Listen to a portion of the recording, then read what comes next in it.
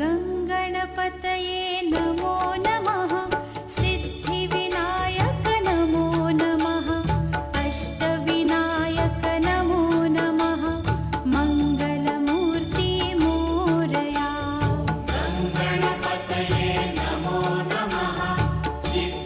नमस्कार, हर हर महादेव, राधे राधे, जय श्री राम, सत श्री अकाल। केम छो?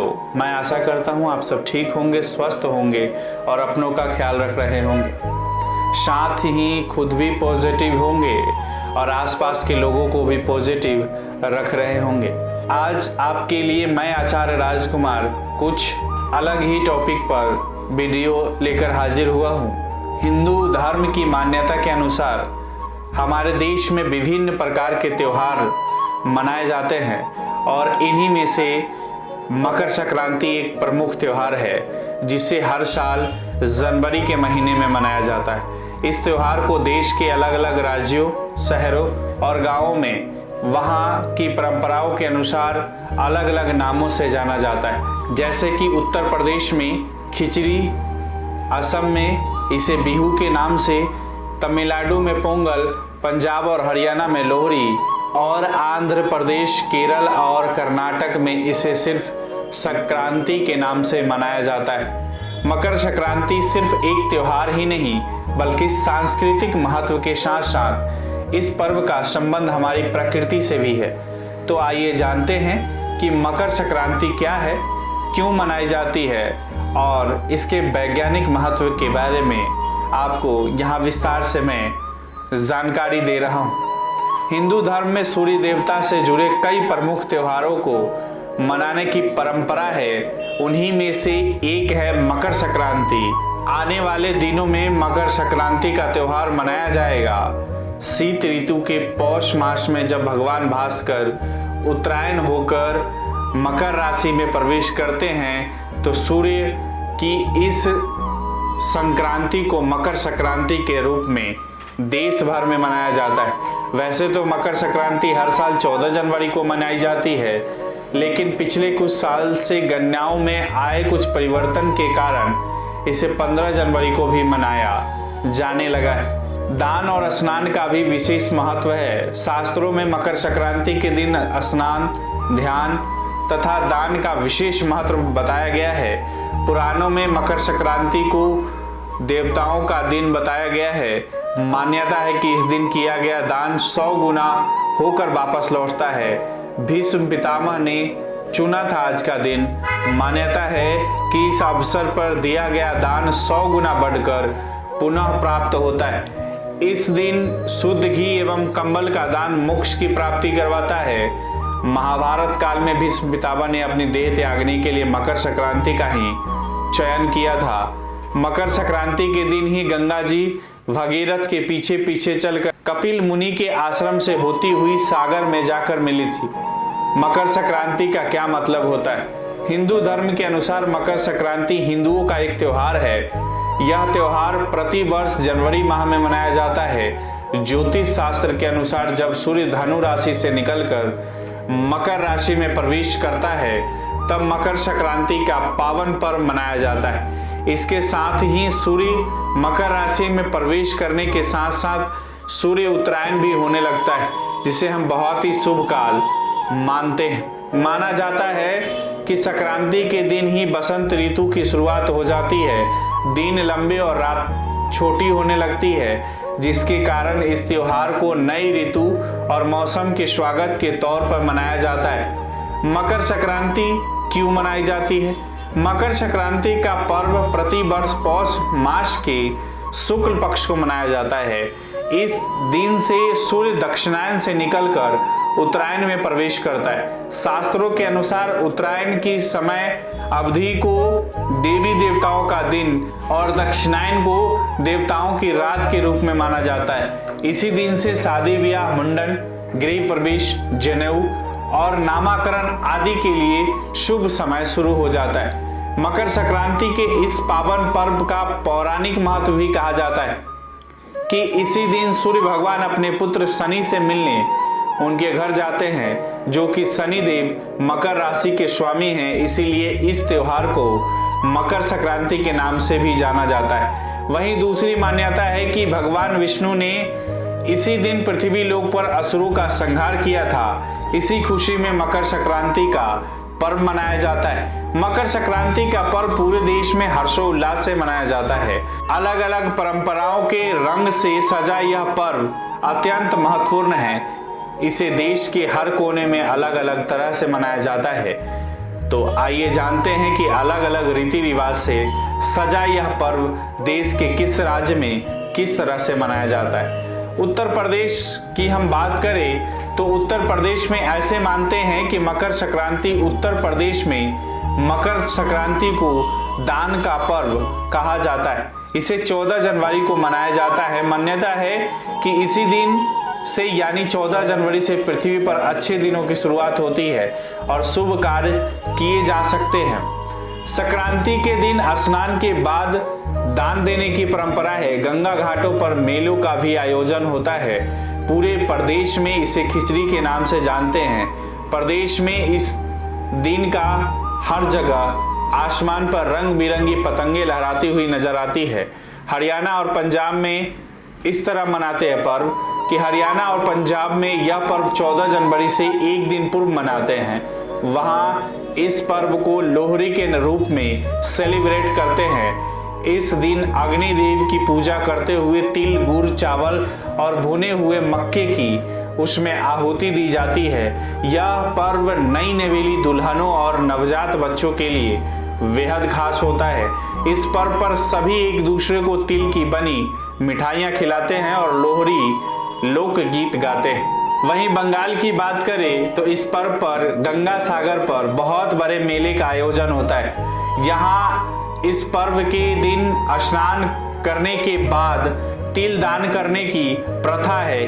कहा जाता है कि इसी दिन यशोदा जी ने श्री कृष्ण की प्राप्ति के लिए व्रत रखा था। साथ ही इसी दिन मां गंगा भगीरथ के पीछे चलकर कपिल मुनि के आश्रम से होते हुए गंगा सागर में जा मिली थी।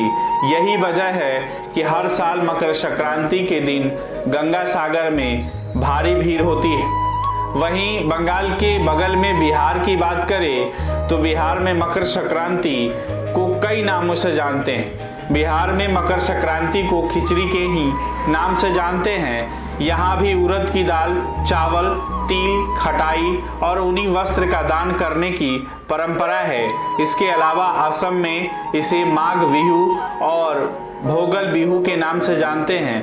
वही तमिलनाडु में तो इस पर्व को 4 दिनों तक मनाते हैं। यह पहला दिन भोगी पोंगल, दूसरा दिन सूर्य पोंगल, तीसरा दिन मट्टू पोंगल और चौथा दिन कन्या पोंगल के रूप में मनाते हैं। यहाँ दिनों के मुताबिक पूजा और अर्चना की जाती है। बिहार में मकर संक्रांति पारंपरिक रूप से स्नान व दान का त्योहार है। इस दिन को स्नान कर तिल छूकर दही, चूड़ा, तिलकुट आदि खाने की परंपरा है। शहरों में तो तिलकुट की धूम रहती है। वहीं गांवों में अभी भी पारंपरिक तिल के गुड़ में बने लड्डू, लाई व चूड़ा आदि प्रयोग में लाए जाते हैं। वैसे मकर संक्रांति कठोर सर्दियों के अंत, लंबे दिनों और हेमंत ऋतु के अंत की शुरुआत का भी प्रतीक है। मकर संक्रांति हिंदुओं के सबसे शुभ दिनों में से एक है और देश के लगभग सभी हिस्सों में असंख्य सांस्कृतिक रूपों में बड़ी भक्ति, उत्साह और उल्लास के साथ मनाया जाता है। लाखों लोग गंगा सागर जैसे स्थानों में डुबकी लगाते हैं और भगवान सूर्य से प्रार्थना करते हैं। यह एक ऐसा दिन है जिसके लिए भीष्म पितामह अपनी नस्वर कुंडल छोड़ने की प्रतीक्षा करते रहे। मकर संक्रांति पर बिहार में लगने वाले मेले मकर संक्रांति या सकरात स्थानीय बोलियों में के दौरान लोग नदियों या तालाबों में सुबह की तपती ठंड में स्नान कर अच्छी फसल के उत्सव के रूप में मौसमी व्यंजनों का आनंद लेते हैं। बिहार में राजगीर का मकर संक्रांति मेला एक प्रसिद्ध उत्सव है। देश भर से तीर्थ यात्री हॉट स्प्रिंग्स के पवित्र जल में स्नान करके मंदिरों में फूल चढ़ाते हैं। महर्षि श्रृंगी ऋषि सहित सैकड़ों ऋषि मुनियों की तपोभूमि, तीर्थकर महावीर और भगवान बुद्ध की कर्मभूमि, जैन धर्म के 20वें तीर्थकर मुनि सुब्रत नाथ की जन्मभूमि राजगीर में सैकड़ों वर्षों से मकर संक्रांति मेला का आयोजन किया जाता है। पंच पहाड़ियों से शोभायमान राजगीर में इस मेले के दौरान आस्था का जमघट लगते रहा है। इसके अलावा बांका जिले में मंदार पहाड़ी पर भी त्योहार धूमधाम से मनाया जाता है और इस जगह पर एक विशाल मेला भी लगता है। मान्यता के अनुसार यहाँ भगवान कृष्ण का प्रसिद्ध 5 जन शंख पाया गया था। पहाड़ी के चारों ओर सर्प कुंडल के समान निशान देखे जा सकते हैं और ऐसा माना जाता है कि सर्प देवता ने अमृत प्राप्त करने के लिए समुद्र मंथन के लिए खुद को रस्सी के रूप में इस्तेमाल करने की पेशकश की थी। बिहार में कई तरह के व्यंजन हैं। उस व्यंजन का विख्यात करते हैं कि मकर संक्रांति पे इस व्यंजन का आदान प्रदान भी होता है। जितने नाते रिश्तेदार होते हैं सभी के पास हर चीज भेजा जाता है। हर रिश्तेदार एक दूसरे के पास कुछ न कुछ इस मकर संक्रांति को भेजते हैं। अपने दिन की शुरुआत पूजा करके और तिल को आग में डालकर करते हैं। इसके बाद दही चूड़ा खाते हैं जो पिटा हुआ चावल हिंदी में चूरा या पोहा से बना होता है। व्यंजनों में चूरा, गुड़, तिल से बनी मिठाइयाँ जैसे तिलगुल, तिलवा, मस्का आदि, दही, दूध और मौसमी सब्जियां शामिल रहती है। पतंगबाजी उत्सवों का आयोजन छोटे स्तर पर किया जाता है।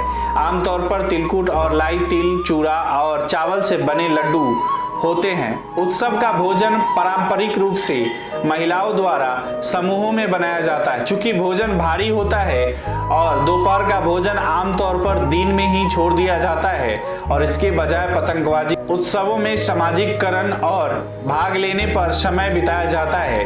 रात में एक विशेष खिचड़ी बनाई जाती है और इसके 4 पारंपरिक साथी 4 यार, चोखा, भुनी हुई सब्जी, पापड़, घी और अचार के साथ परोसा जाता है। चूंकि इस त्योहार पर आमतौर पर इतनी समृद्ध खिचड़ी बनाई जाती है, इस त्योहार को अक्सर बोलचाल की भाषा में खिचड़ी कहा जाता है। इस दिन प्रयोग में लाई जाने वाली विशेष मौसमी चीजें जैसे दही, चूरा। बिहार की संस्कृति में चूरा, चटपटा चावल, दही का सबसे अच्छा निरंतर साथी के रूप में जाना जाता है। पश्चिमी चंपारण, पूर्वी चंपारण, भागलपुर और बांका जिले चपटे चावल के उत्पादन के लिए प्रसिद्ध है। मकर संक्रांति से पहले हर साल दही की मांग आसमान छूती है। पटना डेयरी परियोजना सुधा यानी दूध और दही की प्रचुर व्यवस्था करती है, जबकि ग्रामीण इलाकों में त्योहारों की तैयारियां जैसे खाद्य सामग्री, चावल, गुड़, तिलकुट का विपणन पहले शहर और कस्बे की तुलना में होता था। किसानों और मजदूरों के परिवार दही बनाने के लिए मवेशियों के दूध को स्टॉक में रखते हैं। वहीं तिलकुट की बात करें तो मकर संक्रांति के उपलक्ष्य में तिलकुट सबसे महत्वपूर्ण मिठाई है। बाजार में इसकी उपलब्धता सर्दियों में सिर्फ 1.5 महीने के लिए ही होती है। मकर संक्रांति को मनाने में इसकी उल्लेखनीय भूमिका है। बिहार का गया जिला सर्वश्रेष्ठ तिलकुट के लिए प्रसिद्ध है। गया 150 से अधिक वर्षों से भारत के विभिन्न हिस्सों में निर्यात किए जाने वाले कुरकुरे तिलकुट के उत्पादन के लिए प्रसिद्ध है। गया जिले का तिलकुट कुरकुरा और मुलायम होता है। गया में तिलकुट बेहतरीन किस्म के तिल से बनाए जाते हैं। उन्हें बारीक पीसकर इलायची और ताजा गुड़ या चीनी के साथ मिलाया जाता है ताकि यह सुनिश्चित हो सके कि वे लंबे समय तक ताजा और कुरकुरे रहे। वहीं गुड़ की बात करें तो गुड़ का उपयोग एक महत्वपूर्ण रिवाज है जिसका पालन मकर संक्रांति पर किया जाता है। इसका कारण यह है कि गन्ने के मौसम में पहली फसल के रूप में काटा जाता है जिसका गुड़ बनाया जाता है। इस मौसम में गुड़ तिलकुट की काफी मांग रहती है। पतंगबाजी उत्सव भी इस दिन का एक अभिन्न अंग है। पटना का गांधी मैदान पतंगबाजी के लिए प्रसिद्ध स्थानों में से एक है जिसे पटना पतंग महोत्सव के रूप से जाना जाता है। हालांकि पतंगबाजी गुजरात और महाराष्ट्र में विशेष रूप से लोकप्रिय है। राजस्थान में तो गजब है मकर संक्रांति का स्वरूप। राजस्थान में इस दिन बहुएं अपनी सास को मिठाइयां और फल देकर उनसे आशीर्वाद लेती हैं। इसके अलावा वहां किसी भी सौभाग्य की वस्तु को 14 की संख्या में दान करने का अलग ही महत्व बताया गया है। महाराष्ट्र में लोग एक दूसरे को तिल गुड़ देते हैं और कहते हैं कि तिल गुड़ खाओ और मीठा मीठा बोलो। इसके अलावा इस दिन गुल नामक हलवे को बांटने की भी प्रथा है। नेपाल में तो इस दिन होती है सार्वजनिक छुट्टी। नेपाल में श्रद्धालु इस दिन अच्छी फसल के लिए ईश्वर को धन्यवाद देते हैं और प्रार्थना करते हैं कि सभी पर उनकी कृपा हमेशा बनी रहे। वहां इस पर्व को फसल का त्योहार या फिर किसानों के त्योहार के रूप में भी जानते हैं। बता दें कि नेपाल में मकर संक्रांति के दिन सार्वजनिक अवकाश होता है। मकर संक्रांति का धार्मिक महत्व क्या है? शास्त्रों के अनुसार मकर संक्रांति के दिन से सूर्य देवता उत्तरायण होते हैं और उत्तरायण देवताओं का अयन है। एक अयन देवताओं का एक दिन होता है। इस प्रकार 360 अयन देवता का एक वर्ष बन जाता है। सूर्य की स्थिति के अनुसार वर्ष के आधे भाग को अयन कहा जाता है और सूर्य के उत्तर दिशा में जाने को उत्तरायण कहा जाता है और इसी दिन से खरमास की समाप्ति हो जाती है। खरमास में किसी भी तरह का शुभ कार्य नहीं किए जाते। इससे शनि और छाया ने सूर्य देव को कुष्ठ रोग का शाप दे दिया था।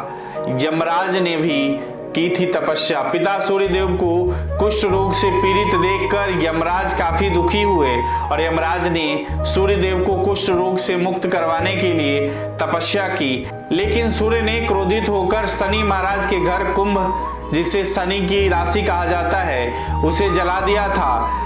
इससे शनि और उनकी माता छाया को कष्ट भोगना पड़ रहा था। यमराज ने अपनी सौतेली माता और भाई शनि को कष्ट में देखकर उनके कल्याण के लिए पिता सूर्य को काफी समझाया। तब जाकर सूर्य देव शनि के घर कुंभ में पहुंचे और मकर में हुआ सूर्य का प्रवेश। कुंभ राशि में सब कुछ जला हुआ था। उस समय शनि देव के पास तिल के अलावा कुछ नहीं था, इसीलिए उन्होंने काले तिल से सूर्य देव की पूजा की और शनि की पूजा से प्रसन्न होकर सूर्य देव ने शनि को आशीर्वाद दिया कि शनि का दूसरा घर मकर राशि में मेरे आने पर धन धान्य से भर जाएगा। तिल के कारण ही शनि को उनका वैभव फिर से प्राप्त हुआ था, इसीलिए शनि देव को तिल प्रिय है। इसी समय से मकर संक्रांति पर तिल से सूर्य एवं शनि की पूजा का नियम शुरू हुआ है। अगर आपको यह वीडियो अच्छी लगी हो तो इसे फेसबुक और यूट्यूब पर शेयर और लाइक जरूर करें और इसी तरह और भी वीडियो देखने के लिए जुड़े रहें अपनी गणपति ज्योतिष संस्थान से। अपने विचार हमें कमेंट बॉक्स में जरूर भेजें। राधे राधे, नमस्कार।